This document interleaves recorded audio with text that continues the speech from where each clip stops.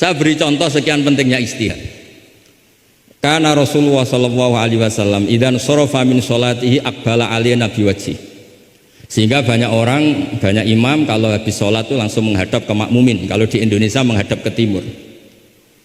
Tapi di beberapa tabwibnya Imam Bukhari atau Tarjamatul Bukhari, beliau menyebut itu lil mau'idah.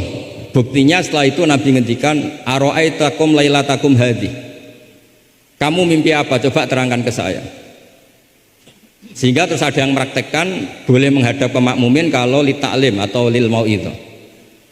Tapi banyak juga ulama yang menganalisis itu bentuk maklumat anna sholata inqadat, bahwa sholat itu selesai. Takutnya Nabi kalau tetap menghadap ke barat sesuai bentuk duduk tawarruk atau tahiyat akhir, atau itu nanti dikira Nabi fi sholat, sehingga orang yang datang kemudian Allahu Akbar makmum sama Nabi itu bahaya betul dalam bab sholat. Karena rabtus sholat biman laisa fi sholatin, berarti makmum tadi menggantungkan sholatnya dengan orang yang sudah tidak sholat, sehingga dibutuhkan sikap memaklumatkan kalau sholat itu inqadat. Dengan cara apa? Boleh menghadap ke timur, boleh menghadap ke utara kalau dalam konteks Indonesia. Kalau kata Imam Syafi'i, ja'alul makmumin janibal yamin, berarti orangnya menghadap ke utara kalau enggak. Nah, analisis seperti ini penting karena Nabi memang nggak konsisten. Kadang aqbala alaihi nabi wajhi, kadang istaghfara salasan suman sorofa, kadang apa. Sehingga barokahnya ilmu itu akan luar biasa. Tadi juga disebutkan menyangkut bid'ah. Kalau sampai belajar ulumul hadis, Sayyid Muhammad menulis dalam kitab Abwabul Farad, kalau bid'ah itu artinya yang nggak pernah diajarkan Nabi, itu berapa kejadian zaman Rasulullah yang Nabi membenarkan sesuatu yang Nabi sendiri itu tidak tahu. Masyhur itu ada sahabat ketika i'tidal bilang Rabbana lakal hamdu hamdan katsiran thayyiban mubarakan fi. Kita tahu ajaran Nabi adalah Rabbana lakal hamdu mil'us samawati atau mil'as samawati wal ardh. Sehingga setelah sholat Nabi tanya, ayyukumul qail, siapa tadi yang melafadzkan itu? Semua sahabat itu diam karena takutnya Nabi menyalahkan. Ternyata Nabi ngendikan, tadi siapa yang melafadzkan itu? Fa inni ra'aitu isna asyara malakan yabtadiruna ayyuhum yaktubu awal. Anggap ini kontes kecerdasan, makanya beliau itu cerdas banget. Ben sawangane ana kiye Jawa cerdas, ibu cerdas. Ajane kula niku nggih sungkan. Enggak, saya tadi melihat 12 malaikat, wa fi riwayatin salasina malakan, itu ada beberapa riwayat. Yang mereka itu berebut menulis siapa yang menulis pertama. Saking indahnya kalimat itu. Terus ada orang bilang, ha ana ya Rasulullah, tadi saya. Itu min ghairi sabqit ta'lim, tapi tidak mengajarkan itu dulu. Terus Sayyid Muhammad melihat lagi peristiwa Bilal. Ya Bilal, kamu itu punya ngalaman apa sih sampai saya mendengar dafana alaika fil jannah. Saya melihat Quran alaika fil jannah. Ketukan sandal kamu di surga. Bilal cerita, saya tidak pernah wudhu gini-gini kecuali saya sholat dengan wudhu itu. Dan banyak lagi amal-amal sahabat yang min ghairi sabqit ta'lim kemudian di-ACC oleh Nabi. Andai kan bid'ah itu yang belum diajarkan Nabi, tentu semua itu salah. Kowe sing marahi sapa? Ora tak warai kok kreasi dhewe. Fa'antal musyarri'. Ndak, Nabi ternyata mengiyakan. Yang ketiga yaitu peristiwa kulhu. Ada imam di Masjid Kuba, kila fi syariatin ya. Nabi arsala syariatan itu selalu kalau imam itu baca kulhu sampai makmumnya itu jenuh karena main kulhu terus. Singkat cerita si imam ini dilaporkan, ya Rasulullah, imam yang kau tugaskan ke kita ini main kulhu terus. Itu gimana ya Rasulullah? Tapi Nabi karena bijak panggil orang itu, dipanggil. Kenapa kamu sering baca kulhu? Li anna suratal ikhlas sifatur rahman fa ana uhibbuha. Itu surat yang benar-benar hanya nerangkan Allah sehingga saya suka. Kalau surat lainnya itu kan surat proposal. Misalnya Anda bilang uji budak watadai terus dongo. Banyak sifatnya Allah yang kamu suka itu karena terkait Anda. Kalau ini enggak ada yang terkait kita, murni tentang Allah sehingga saya suka. Makanya disebut suratul ikhlas. Kalau Anda baca Ar-Rahman mesti terus hanya irhamna. Anda baca Ghafur terus ighfir lana. Jadi kepentingan Anda langsung diungkapkan. Apalagi yang Al-Mujib, wah langsung kemana-mana hajatnya disampaikan semua. Kamu yang punya utang, Allah yang kamu libatkan gitu. Ya kan? Kamu yang ingin wayah, Allah kamu libatkan. Ya Allah, masih disuruh gak konangan, itu kan nggak ikut Allah, nggak ikut utang, kamu libatkan suruh nyaur gitu kan. Tapi kalau surat Ikhlas tidak ada itu semua. Tidak ada mujib, tidak ada Rahman, tidak ada, pokoknya tentang Allah saja. Maka saya suka, sehingga disebut surat ikhlas, karena orang baca surat ikhlas itu pasti ikhlas karena ada terkait tentang kita. Tapi apa kata Nabi? Barusan Jibril datang memberitahu Allah itu suka kamu. Akhbirhu annallaha yuhibbu. Orang itu senangnya bukan main. Nah barokahnya ngaji seperti ini, kalau Anda melihat imam main kulhu saja, orang alim alama itu pasti baca hadis tadi. Tapi Imam Ahmad tuh gak suka ada orang sering baca kulhu. Ini cerita ijtihad, gak suka. Beliau dikasih tahu ini kampung ini sering baca Yasin, kampung ini sering baca kulhu. Marah besar Imam Ahmad.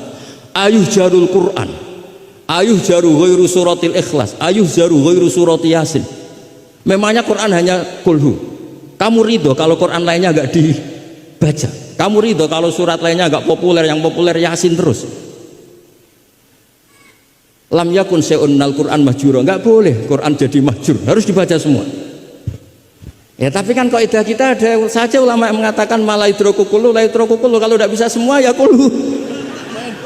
Nah, ya istilah-istilah ini yang bikin kita ini ya seneng, ya kadang mangkel gitu, karena ya mangkelnya itu kok mereka yang ulama tidak kita gitu.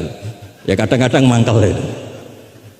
Ya mangkel seneng gitu. Saya itu pengagum kitab usul karena mbah saya itu al-usuli. Yang saya seneng ya tadi logika yang dibangun. Tapi saya pastikan al-usuli ini diantara kaidah terakhirnya itu at-takmil idza ada lil asli bil ibtal lam yu'tabar. Jadi at-takmil idza ada lil asli bil ibtal lam yu'tabar.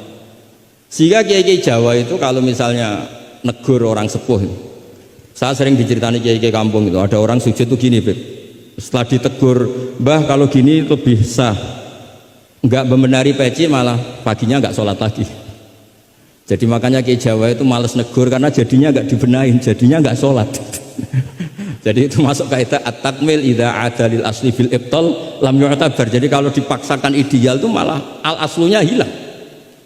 Makanya kitab ini yang saya baca, kitabnya Imam Syatibi. Asy-Syatibi itu ada dua, ada Asy-Syatibi al-Usuli, ada Asy-Syatibi yang al-Muqri, yaitu yang ngarang Khirzul Amani itu ya.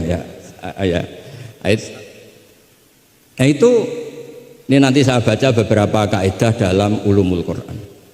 Jadi ijtihad itu tidak bisa, tidak benturan. Saya sering cerita di mana-mana. Dulu Imam Syafi'i itu pengagum kemiskinan, karena kalau orang miskin itu tidak ada hisabnya. Oh senangnya bukan main dengan miskin, selain faktanya miskin, senang tapi dengan orang miskin, karena ada hisabnya.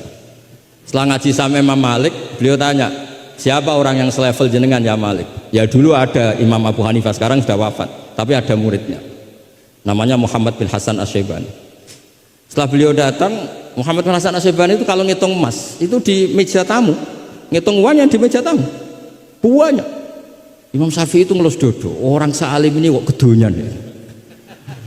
Tapi kata Muhammad Hasan Asy-Syaibani, kalau kamu orang soleh gak boleh punya uang, gak boleh kaya, ini tak kasihkan sama lonte, sama koruptor, sama tukang dugem, tukang tukang judi. Jangan kalau dipakai orang fasik nanti gak karu-karuan, jenengan saja.